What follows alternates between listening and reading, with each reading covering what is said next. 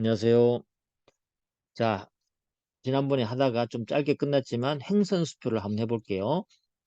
어, 행선수표는 우리가 수표 그죠? 수표 위조 변조 방지도 있고요. 수표를 분실했을 때 어, 원래 수표를 행사할 자가 아닌 자가 수표를 가져왔을 때 지급함으로써 발생하는 어떤 그런 위험을 방지하기 위한 수표의 하나의 특유한 제도라는 걸 여러분이 알아주시면 좋겠어요. 아시겠죠? 근데 이 조문을 좀 이해하기가 처음엔 조금 까다로울 수 있어요. 혈액 조문 좀 이해하기 어렵기 때문에 제가 시간을 두고 좀 설명하려고 합니다. 자, 한번 일단은 먼저 행선수표가 무엇인지에 대한 법조문 내용만 좀 살펴본다면 행선수표, 옆으로 횡으로 선을 긋는다는 뜻이잖아요. 그죠? 그래서 이렇게 수표가 있으면 옆에 이렇게 선을 긋는다는 뜻이에요. 이걸 행선수표라 그래요. 그리고 이렇게 하기도 하고 여기 이제 은행이라고 적기도 하고 그냥 아무렇게 적지도 않은 경우도 있어요. 이걸 우리가 일반 행선이라고 합니다. 알겠죠? 아무것도 안 적거나 은행이라고 적혀 있는 것을 우리가 일반 행선이라고 그래요. 행선. 그런데 이렇게 그으면서 K은행 이렇게 됐다. 요거는 어때요? 특정 행선이라고 합니다. 알겠죠? 특정 행선이라고 해요. 이해됐죠? 그래서 수표를 소지하고 갖고 있는 자가 아니면 누가 그럼 이렇게 행선을 긋는 자가 누군가 따져봐야 되겠죠? 자, 조문을 한번 보도록 하겠습니다. 1항 보시면 수표의 발행이나 소지인 됐죠? 주체 행선을 그을 수 있는 자는 누구다? 발행인도 가능하고 소지인도 가능하다. 수표의 횡선을 그을 수 있다. 그죠? 이 횡선은 어, 횡선은 횡선의 혈액에서 규정한 혈액이 있다. 그건 이제 38조를 우리 가서 살펴볼 겁니다. 횡선 그면 38조의 혈액이 나타납니다. 횡선은요, 수표의 앞면에 두 줄의 평행선으로 그어야 된다. 앞면에 두 줄의 평행선을 그은다. 그쵸? 횡선은 일반 행선과 특정 행선을 나눈다. 맞죠? 3번 가보시면 두 줄의 행선 내에 아무런 지정을 하지 아니하거나 그냥 은행 아니면 또 이와 같은 뜻을 문구를 적었을 때 이걸 우리가 일반 행선을 하고 두 줄의 행선 내에 은행의 명칭을 구체적으로 적었을 때는 우리는 특정 행선이라 한다. 이해되죠? 그 다음에 일반 행선은 그러면 이 일반 행선을 특정 행선으로 바꿀 수 있을까요? 그렇죠. 만약에 비어 있다면 K은행이라고 적으면 되잖아요. 근데 K은행에 적혀 있는데 이거를 지울 수 없잖아요. 우리는 여기 행선수표는 말소를 못하게 돼 있어요. 못하게 돼 있기 때문에 이 특정 행선은 이쪽으로 이렇게 올 수가 없어요. 그래서 사항도 조문에 옛날 시험에 자주 나왔던 거죠. 일반 행선은 특정 행선을 병행하지만 특정 행선은 일반 행선으로 병행하지 못한다. 왜 그러냐면 5항 때문에 그랬죠. 행선 또는 지정된 은행의 명칭의 말소는 하지 않는 걸 본다. 그래서 여기 K은행 적혀 있는 거를 지울 수가 없어요. 지울 수 없기 때문에 어때요? 지웠다 하더라도 지우지 않은 게 되기 때문에 이렇게 갈 수 없는 거예요. 알겠죠? 이렇게 여러분 일단 행선수표에 대한 기본적인 내용은 37조를 통해서 보시면 될 것 같고요. 이제 우리가 좀 어렵게 느껴지는 부분이 뭐냐면 효력입니다. 38조. 38조가 좀 어렵게 느껴지는 부분이니까 잘 들어두셔야 돼요. 자, 이렇게 행선수표를 긋게 되면 어떠한 효력이 발생하느냐 이 말이죠. 어떠한 효력이 발생하느냐. 여러분 조문을 보시면 어, 일반 행선수표의 지급인은 일반 행선수표의 지급인은 은행 또는 지급인의 거래처에만 지급한다. 어, 그래 지급인은 누구에게만? 은행에서 지급하거나 그렇게 되죠. 요 내용을 잘 따져보면 그렇습니다. 지급인이 A라고 합시다. 그럼 어때요? 지급인이 A라고 합시다. 지급인은 누굽니까? 주로 우리 은행이었잖아요. 은행. 수표니까, 은행가 아니에요. 그죠? 그런데 지급인은 조문에 따르면 어떻게? 은행 아니면 어떻게? 지급인의 거래처, A은행의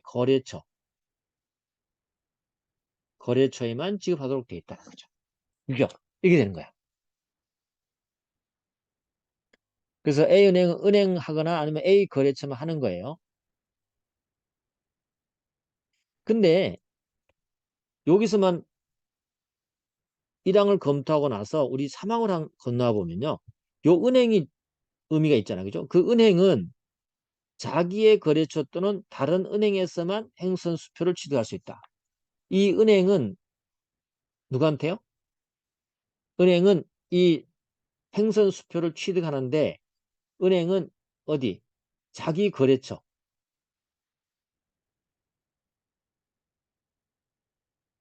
저 또는 어때요? 다른 은행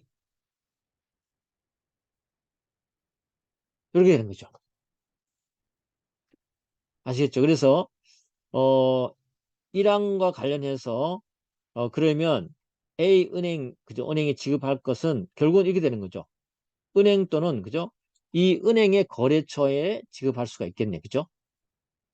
그 다음에 아니면 A은행의 지급은행의 거래처에 지급할 수 있다는 거죠. 그 다음에 특정 행선 수표는 좀 더 명확하게 해서 이게 타인에게 지급되는 걸 방지하기 위한 건데요. 특정 행선 수표의 지급인은 특별한 지급인의 명칭을 적도록 되어 있잖아요. 그죠? 명칭을 적도록 되어 있습니다. 이런 K은행에 적을 수 있다는 거죠. 수표의 지급인은 지정된 은행에만 지급한다. K은행. 근데 지정된 은행이 지급인이었다는 거죠. 자기였다는 거죠. 그럴 때는 자기의 거래처에만 지급할 수 있습니다. 알겠죠? 그래서 특정 은행이 만약에 지급인이 K은행이다 합시다. 지급인이 만약 A라고 합시다. 뭐 A든 뭐 하여튼 지급인이 있다고 합시다. 요거 2항을 한번 따져본다면 2항을 따져보면 지급인이 A은행이었다 했을 때 여기 뭐예요? 특정 행선 수표니까 K은행이라고 지정된 은행이 있으면 어때요? K은행에 대해서만 지급하는 거죠. 근데 지정된 은행이 A은행이야. 그럼 어떻게 돼요?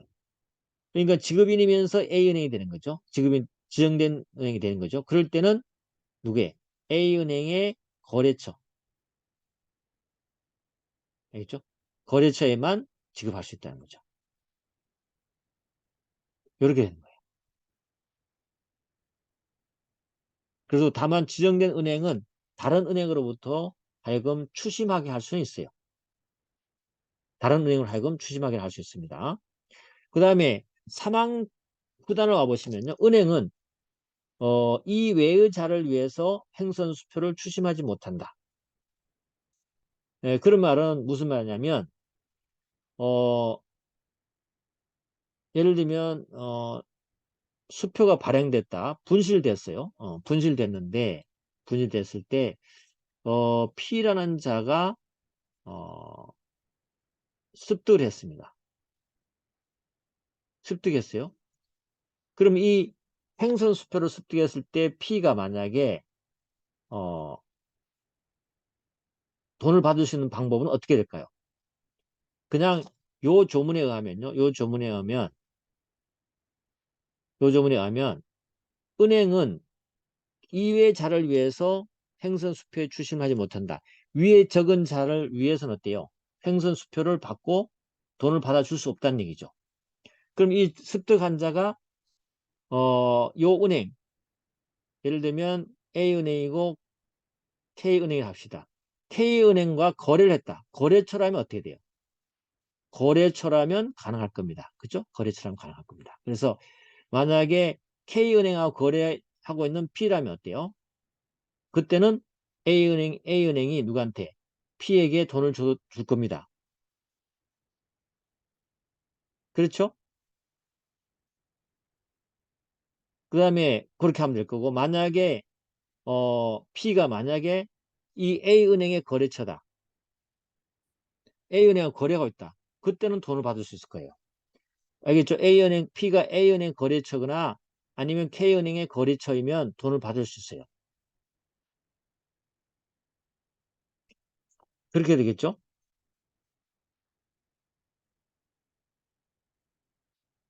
그래서 은행은 이 이외자를 위해서 행선수표 추심을 하지 못해요. 요런 자 외에는 그죠? 못합니다. 그렇게 보시면 돼요. 그래서 어, 우리가 이렇게 행선수표, 일반 행선, 특정 행선수표 놔둔 이거 있죠. 그죠? 효력. 요거를 위해서 해둔 거예요. 요걸 위해서. 요걸 위해서 해둔 겁니다. 그래서 잃어버렸을 때, 분실했을 때에 다시 말해서 이해관계자가 아닌 자에게 지급되는 것을 방지하기 위한 제도다. 그죠? 그렇게 알아봅니다. 그래서 요 1항, 2항, 3항을 잘 여러분이 해석을 했나, 겠죠?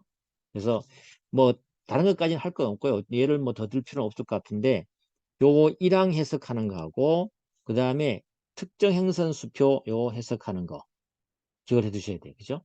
그래서 1항 같은 경우는 일반 행선 수표인데 지급인이 A은행이라면 은행에 지급하거나 아니면 지급인의 거래처, A의 거래처에만 돈을 준다. 이렇게 생각하시면 돼요.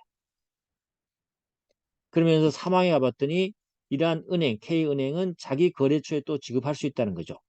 또 다른 은행에서만 수표를 취득할 수 있으니까 그죠? P가 K은행에 추심해달라고 할 수 있을 거라는 얘기죠. 그렇잖아요? B에게, 거래처에게, K은행에 야, 내가 돈을 지급받아야 되는데 좀 A은을 받아주세요라고 할 수 있다는 거죠. K은행이 취득할 수 있으니까. 네, 그런 겁니다. 거래처 아닌 자에게서는 어때요? 취득할 수 없다는 얘기입니다. 됐고요. 자, 그 다음에 사항 가보시면 여러 개의 특정 행선이 있는 수표의 지급은 이를 지급하지 못해요. 다만 두 개의 행선이 있는 경우에는 그 하나가 어음교환서에 제시해서 추심하게 하기 위한 것일 때는 괜찮고요. 그 다음에 5항을 좀 조심해야 되는데 행선의 효력 규정을 준수하지 않았다. 이런 것들 준수하지 않고 만약에 은행들이 돈을 지급해버렸다. 이런 분에 대해서 손해는 어떻게 할 거냐? 그 손해는요. 수표 금액 한도 내에서 배상할 책임이 있어요. 수표 금액 한도. 근데 어음법상으로는 수표 금이 만약 1억이면 1억의 한도 내에서만 배상하면 돼요. 그런데 조심할 게 여기서 두 가지 우리가 전제를 해볼 수 있어요. 일단 이건요. 과실 필요 없어요. 무과실 책임이다. 무과실 법정 책임이다. 어음법에서 인정해 주는 것이고 그러면 이렇게 수표 금액 1억이다. 1억 배상해 주고 더 손해난 부분이 있으면 어떻게 할 거냐. 받아내야 되죠. 그래서 추가적으로 민법상 손배가 청구가 가능하다. 알겠죠? 그래서 민법상 손해배상을 배제하는 규정이 아니다. 이게 좀 어렵지만 여러분들이 이거 한번 다시 한번 잘 생각해 보시기 바랍니다. 그래서 행선의 효력 약간의 이제 실무적인 내용이 있다면 어렵게 느껴질 수 있어요. 그래서 5항도 조심하시고 특히 1항, 2항, 3항에서 요 그림 제가 그려놓은 것만 일단 생각하시면 돼요. 뭐 이걸 여러분 구체적으로 묻지는 않겠지만 요 지문을 읽는 데 있어서 1항과 2항과 3항을 읽는 데 있어서 요 그림이 유용하게 쓰일 것입니다. 됐습니다. 이렇게 해보고 여러분 한번 생각해 보십시오. 38조 해결됐어요. 38조 해결됐고 조문으로서는 그게 어렵게 느껴질 수 있습니다. 그 다음에 나머지는 뭐 볼 건 없는데 그러면 우리가 문제를 한번 볼게요. 어, 조문 기출에서 2번, 3번을 한번 풀어볼게요. 특정 행선 수표의 지급인은 지정된 은행에서만 또는 지정된 은행이 지급인인 경우에는 자기의 거래처만 지급할 수 있다. 이 말이 아까 제 그림으로 무슨 말인지 이렇게 한번 따져보시라는 것이고 그리고 지정된 은행은 다른 은행으로 하여금 추심하게 할 수 없다. 왜냐면 말을 바꿔버리면 금방 여러분이 헷갈려요. 3번 가보시면 은행은 자기의 거래처 또는 다른 은행에서만 행선수표를 취득할 수 있고 은행은 이 이외자를 위해서는 행선수표에 추심을 하지 못한다. 이것도 사망과 관련되는 거니까 잘 안 들으시면 보시면 되겠습니다. 자, 그 다음에 우리가 살펴볼 거는 쭉 넘어가셔가지고요. 수표, 이제 수표 다 끝났습니다. 거기 51조로 한번 가보십시오. 51조. 51조로 한번 가봅니다. 51조. 51조에 가보면 시오 나오잖아요. 요 시오가 또 어음하고 좀 다른 점이에요. 시오가 어음하고 아무래도 환음, 어음 같은 경우는 시오 기간이 좀 길어요. 근데 여기는 굉장히 짧습니다. 왜냐하면 법률 강의를 빨리 조기에 해결하는 것도 하나의 유통성 확보에 또 도움이 되는 것이고 제도적 취지라고 볼 수 있죠. 소지는 배서인, 발행인, 그 밖의 채무자에 대한 상환 청구권은 제시기한 지난 후 6개월간 행사하지 않으면 소멸시효 완성됩니다. 상환 청구권이에요. 수표의 상환 청구권의 소멸시효는 일단 6개월이다. 또 수표를 상환 환수한 날, 그자가 제소된 날부터 6개월간 행사하지 않으면 소멸시효한다. 이거 뭐예요? 재상환 청구죠? 재상환 청구도 6개월이에요.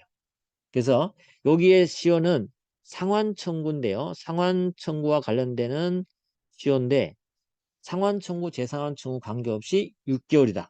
이거 하나 여러분이 알아두세요. 민법과 다른 점이다. 민법이 아니고 그죠? 우리 앞쪽에 환음과 좀 다른 점이다. 이렇게 보시면 되겠습니다. 그 다음에 볼 조문은요. 여러분하고 63조로 가봅니다. 63조. 63조. 63조로 가보시면 이런 게 있네요. 23조. 이득상환청권 있죠? 이득상환청권도 우리 환원과 똑같아요. 사실은 똑같은데 조금 다른 점이 있기 때문에 보신다면 이득상환청권에서 수표에서 생긴 권리가 절차의 흠결로 소멸하거나 소멸시효 완수한 때 우리 환원과 똑같죠? 그런데 소지는 상환 청구를 누구한테 하느냐가 환원과 다른 점이에요. 아시겠죠? 여기는요, 아예 명시적으로 법에 딱 상환 청구 의무자를 적어놨어요. 어때요? 발행인, 배서인, 지급 보증을 한 지급인. 딱 정해졌죠? 발행인, 배서인, 지급 보증을 한 지급인. 그걸 알아두시면 알겠죠? 그렇게. 그런데 수표 보증인은 되지 않습니까? 우리 어음법에는 어음 보증인이 상환 의무 부담하잖아요. 보증인이 되지 않습니까? 안 된다고 봅니다. 명시적으로 규정되어 있지 않기 때문에 아닌 걸로 봅니다. 상환 의무자가 아닙니다. 예, 환음과 다른 점이죠. 네, 다른 점을 여러분 이해하시면 될 것 같아요. 자, 그러면 우리가 3번 문제 한번 볼까요? 조문 기출에 수표 보증인도 사실상 이득을 한 경우에는 이득 상환 의무자가 된다. 안 된다 그랬죠? 안 된다. 네, 그렇게 하나 알아두시면 되겠습니다. 나머지는 어음과 완전히 똑같고요. 이와 관련해서 나와 있는 판례가 하나 있는데 그 판례를 여러분이 꼭 알고 있어야 돼요. 가끔 나왔던 판례라서요. 보시면 2번 판례하고 4번 판례하고 같은 건데 좀 다르게 문제 나왔던 건 한번 볼게요. 자, 4번 보시면 4번 지문에 4번 판례 4번 판례 기출 4번이죠. 자기압 수표의 지급 제시기간이 경과된 후에는 수표상의 권리가 아니라 이득 상환 청구권이 양도되는 것이고 그걸 양도할 때 그죠? 수표 소지인은 이득 상환 청구권의 선의취득자로 보호받게 된다. 안 돼요. 우리 이득 상환 청구권에서는요. 선의취득을 인정하지 않고 있습니다. 왜냐하면 우리 선의취득은 어음법적으로 어음수표법상 유통성을 확보하기 위해서 선의취득 제도를 두고 있는데 이득 상환 청구권은 이미 어음수표로서의 기능이 상실한 거예요. 지명채권화 된 거잖아요. 이럴 때는 선의취득은 인정하지 않습니다. 않고요. 여기서 하나 더 판례 내용을 알아둘 게 있다면 앞쪽에 이제 2번에서 기출되었었는데 이런 금융기관에 발행한 자기압 수표잖아요. 이게 만약에 제시기간에 도과돼서 그럴 땐 제시기간에 도과되면 수표상 권리가 일단 소멸하는 거 맞죠? 근데 그 제시기간이 지난 수표를 양도했다는 거죠. 이 양도 행위에는 어떠한 것이 포함하고 있는가가 판례가 얘기를 해준 겁니다. 이 양도에서는 제시한 도각하고 난 다음에 자기야 수표를 양도할 때는 이렇게 한다는 거죠. 수표 금액의 지급, 그 다음에 수령 권한, 또는 어때요? 수표상의 권리 소멸로 인해서 소진에게 발생한 이득 상한 청구권까지도 양도하는 동시에 그에 수반해서 이득을 한 발행은행에 대해서 누가 소진을 대신해서 양도에 관한 통지를 할 수 있는 권등까지 부여하는 걸로 봐야 된다 하는 것이 우리 판례 입장이에요. 자, 알아둡니다. 자기압 수표가 제시기에 도구하고 난 다음에 그 자기압 수표를 다른 사람에게 양도했다. 그럼 양도에는 어떤 것 권리가 다 포함되어 있냐면 수표 금액의 지급 수령 권한 또는 어때요? 이득 상환 청구권도 넘겨주는 것이고 또 그와 동시에 이득을 한 발행은행에 대해서 소진을 대신해서 양도에 관한 통지 있잖아요. 통지를 할 수 있는 권능까지 다 넘어간다는 것이 판례 입장이었어요. 그 수표에서 중요한 판례 하나 있다면 요겁니다. 요거니까 여러분이 기억해 주시면 좋겠어요. 자, 이렇게 해서 여러분하고 오음 수표와 관련되는 조문은 다 끝냈습니다. 그리고 수표와 관련된 나올 만한 거는 다 정리가 됐어요. 알겠죠? 그래서 수표법은 따로 보지 말고 이렇게 제가 짚어준 조문만 보시면 충분하다고 생각이 듭니다. 자, 오늘까지 이렇게 수표법 끝내고요. 오늘은 여기까지 하도록 하고 다음에는 우리가 회사법에 대한 조문을 한번 살펴보도록 하겠습니다. 수고하셨습니다.